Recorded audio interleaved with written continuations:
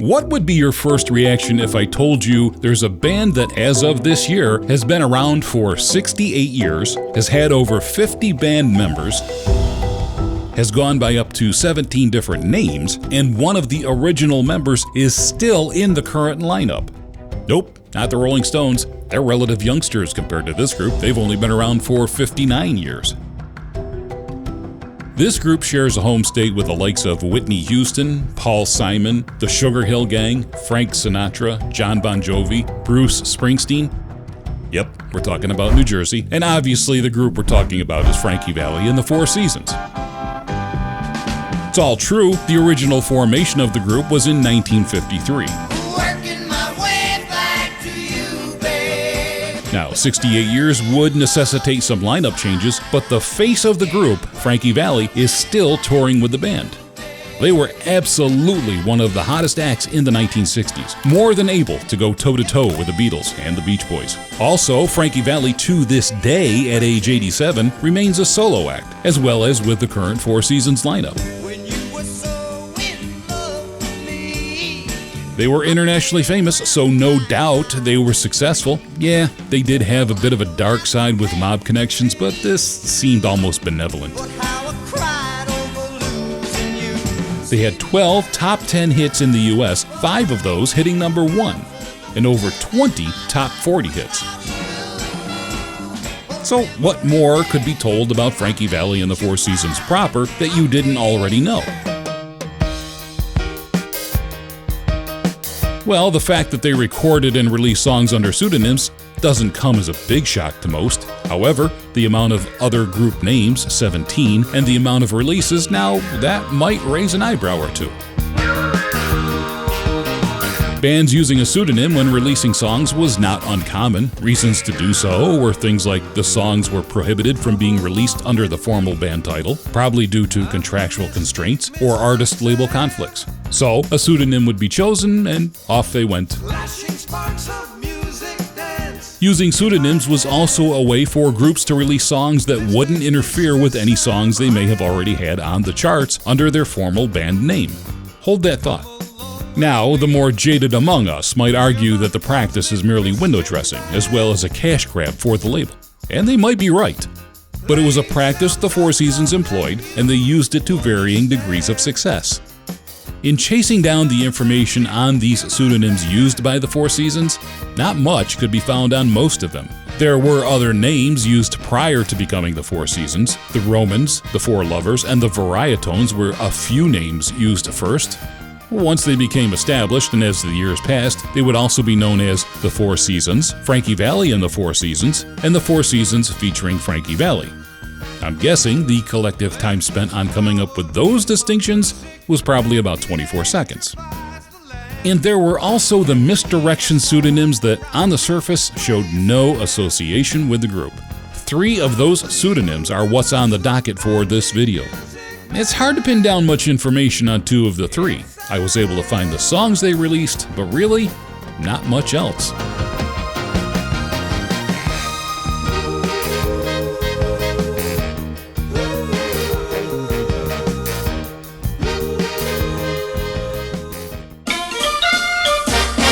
Stay tuned to the fun spot on your dial. Tune the number 1 spot with a smile. Radio 56. WHBQ in Memphis.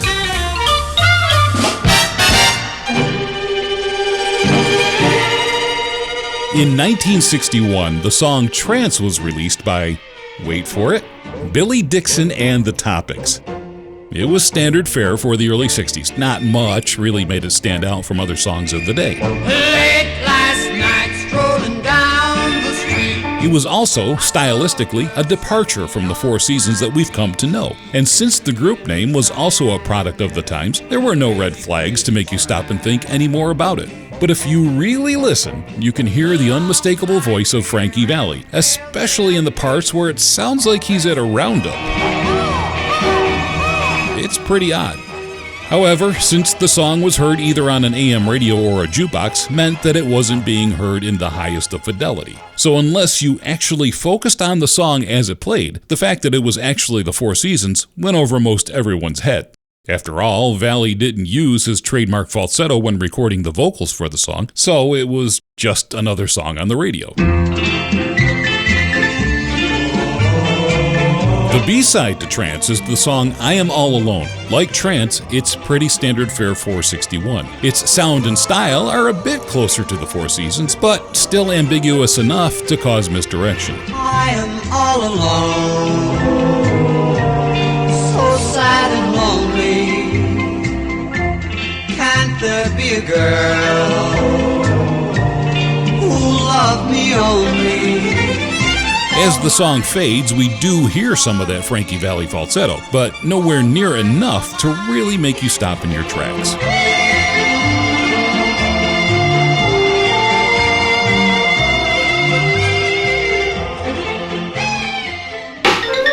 Cool summer sounds, Fort Worth summer sounds, wonderful KXOL. As we svelte segue into 1962, Billy Dixon and the Topics are now no longer. Well, yes, I know. No lie. But the pseudonyms don't stop there, and the Kokomo's make the scene. Between 1962 and 63, 4 songs appear under this group name, and in what seems as an even greater respect for misdirection, these 4 songs are an even bigger departure from the Four Seasons sound compared to any Billy Dixon and the Topics offering before them. The song is No Lies, and as you can hear, the lead singing duties are coming from a voice that is unrecognizable as a Four Seasons voice. The song does have a percussion sound similar to Walk Like a Man, but again, it's like all the other songs of the day, it's a product of the times, and that percussion sound alone doesn't give the Four Seasons away. Just for the heck of it, I used the app Shazam to see if it would yield any information. It came back with the right song title, but showed the artists as Frankie Valli and the Four Seasons. So it knew the actual truth. Once again, no additional information could be had.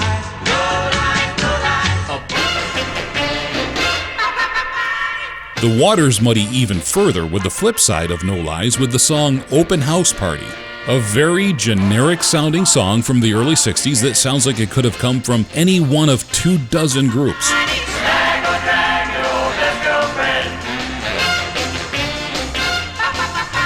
Now granted, I'm listening to it 59 years after its release, so the sound is especially dated.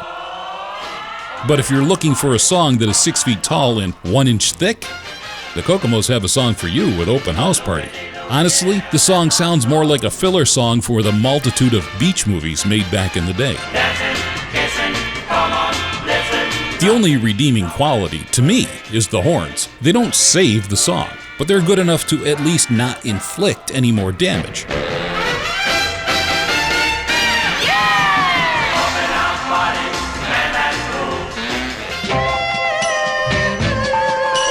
The next offering from the Kokomos is yours truly. Watch any movie, documentary, or news item regarding the early 1960s, and this is the type of song that would be used to represent that era. Here, we get a better example of Frankie Valli in the intro with the song. The song starts with a bit of Frankie's falsetto, then 3 voices take turns singing the word truly.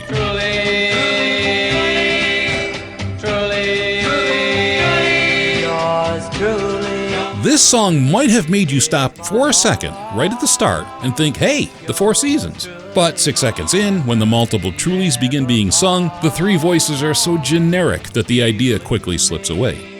And I know I sound like I'm deriding these songs, and I don't mean to, but songs from the late 50s and early 60s all had a similar sound and style that, while perfectly fine, was so pervasive in music that if anyone hit on a sound that was different and unique, they really stood out. See the Beach Boys. And in 2021, it's tough to put yourself in someone's shoes who, at that time, this music was helping form their musical tastes, and they may have found these songs to be perfectly acceptable. Yours truly, my dear.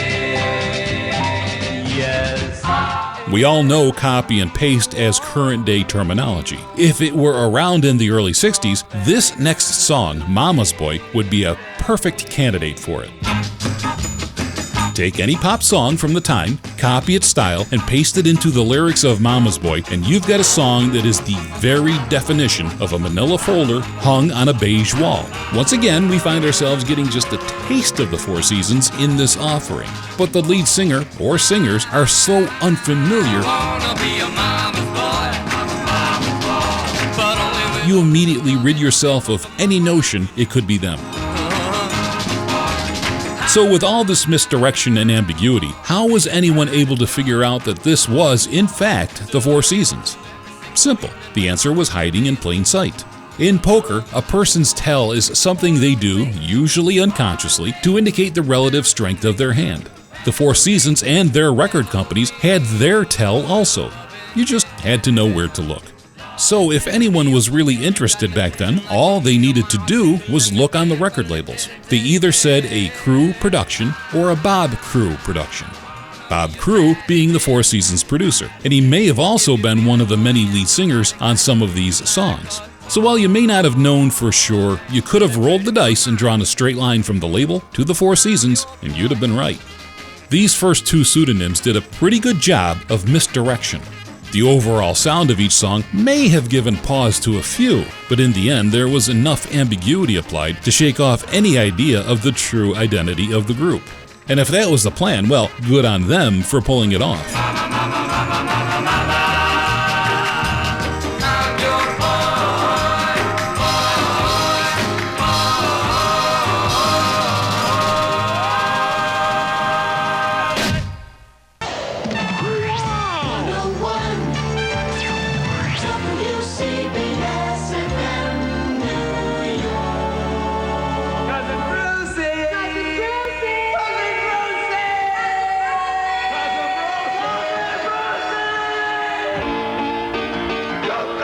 By the mid-1960s, it was tough to know who was more popular in the New York tri-state area, legendary New York DJ Cousin Brucey or the Four Seasons.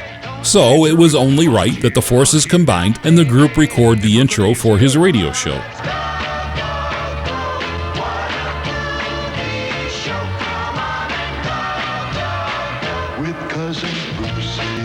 Frankie Valli and the Four Seasons did that theme for Cousin Brucey back in the 60s, and we've been using it ever since. Hackensack, say baby. Thank you, Hackensack. With hit songs starting to pile up and Frankie Valli launching a solo career alongside the Four Seasons, things were progressing along very nicely. They did hit a bump in January of '64, however, when they sued their record label, VJ Records, over royalties. VJ was the American distributor of early Beatles records. When the Beatles' popularity exploded, VJ incurred cash flow problems due to the demands of mass production, at one point shipping over 2 million Beatles records in a single month. The result being the label was in financial distress. A settlement was reached in 1965. As part of that settlement, the group agreed to produce one more album for VJ Records.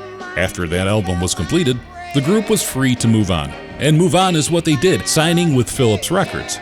Now under their new label, Valli, Bob Gaudio, and Bob Crew wanted to produce an album of all Bob Dylan songs.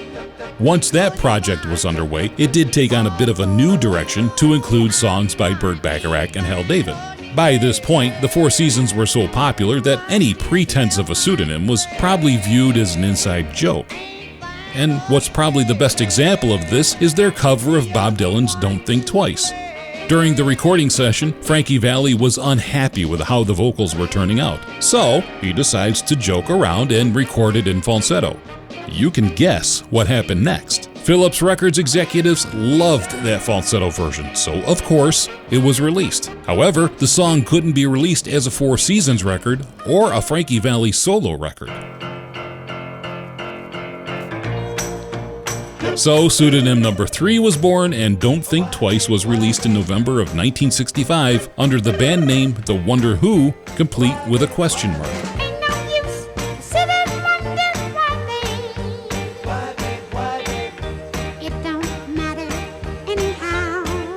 Not only did the song do well, hitting number 12 on the Hot 100, it was on the charts at the same time as the Four Seasons hit Working My Way Back to You, and a Frankie Valli solo single, You're Gonna Hurt Yourself. All three songs were on the upper half of the Hot 100 at the same time, giving the Four Seasons 3 hit songs simultaneously under 3 different names.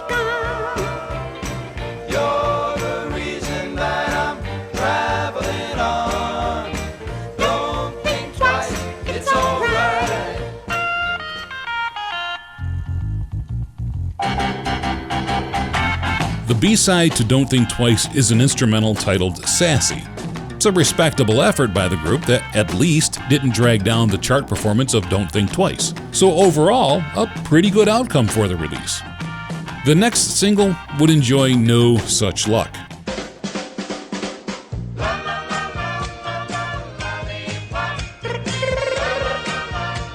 In June of 1966, The Wonder Who released On the Good Ship Lollipop.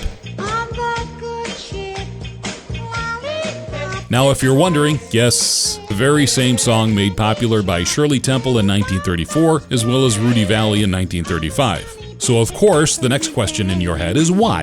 And frankly, I can't tell you because finding any background proved, once again, to be fruitless. So, speculate all you wish. You'd probably be just as right as the next person.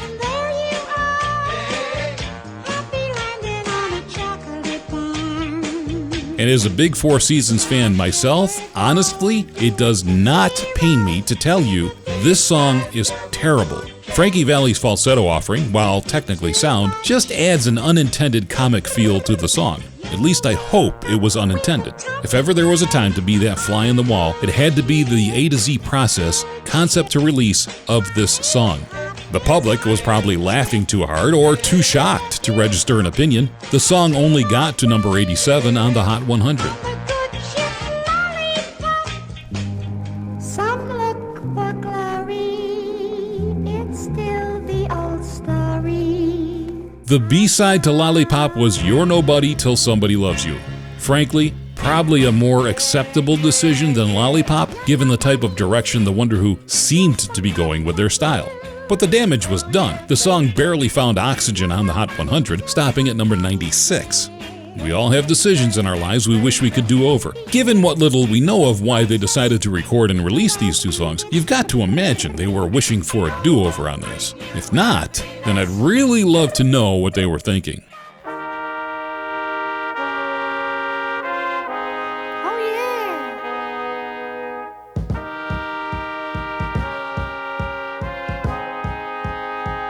Two more singles would be released by The Wonder Who before shelving the pseudonym. In July of '67, The Lonesome Road was released.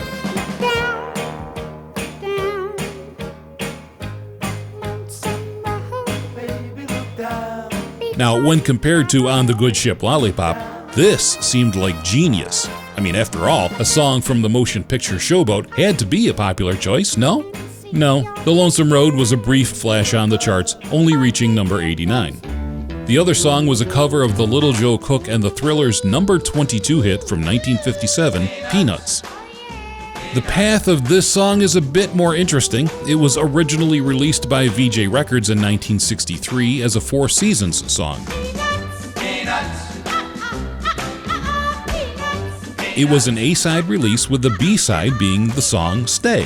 However, Stay was getting a lot of airplay throughout the country, and Peanuts was pretty much getting the cold shoulder. So the record company issued new singles with Stay as the A-side and Goodnight My Love as the B-side in 1964. Stay got to number 16 on the Hot 100 in April. Peanuts, in multiple releases as an A-side, failed to chart. Soon after The Lonesome Road was released, the practice of using pseudonyms came to a stop. By this point, the Four Seasons were absolutely one of the biggest groups of the 1960s, and Valli was on a parallel track that was just as popular as a solo artist.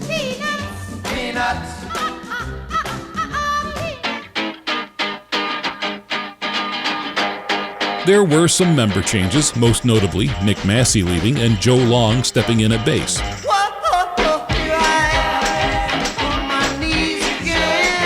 By 1969, the popularity of the Four Seasons music began to fade. It was viewed as not keeping up with the times, and the group was eventually dropped by Philips Records. Come on, Marianne. They signed with Motown Records, but never really found success, and they parted ways in 1974. Throughout this time, however, the group's concert popularity never waned, and that kept them relevant. Soon after their release from Motown Records, they signed with Warner Brothers Records and released a 2-record compilation album of their biggest hits from 1962 to 1970 titled The Four Seasons Story. The 2-album set quickly hit gold, cementing the season's popularity and infusing some new energy into the group. In 1975, the album Who Loves You was released, followed by the album Helicon in 1977. Who Loves You had the most releases, with the title track hitting number 3.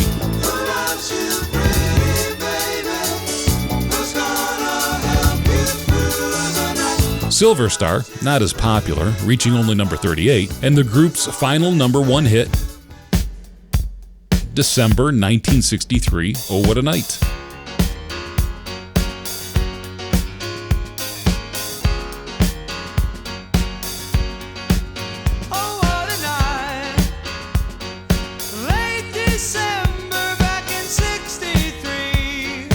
Helicon's best effort was Down the Hall, which stalled at number 65 on the Hot 100 and number 40 on the AC charts. It fared a bit better in the United Kingdom, reaching number 34. One other thing that stands out from the pseudonym era is that most of the songs released as The Wonder Who were released in subsequent Four Seasons compilations, including the previously mentioned The Four Seasons Story. But I can't find any Billy Dixon and the Topics or Kokomo's releases in these compilations. Could this be due to better chart performance and audience acceptance? It's possible. But also, between the first 2 pseudonyms and the last, a big bright dividing line was laid down through the middle of the decade in February of 1964 with the arrival of the Beatles. Music experienced a seismic change with the resulting British invasion, and that late 50s and early 60s sound and style was all of a sudden sounding way out of step. To their credit, it looks like the Four Seasons recognized this and did a mid-course correction. The Wonder Who songs seem to fit in better with the current culture of the day, probably being one of the biggest reasons why they're included. There's no doubt that Frankie Valli and the Four Seasons were and continue to be huge contributors to rock and roll history, especially in those early years when rock and roll was fighting for acceptance.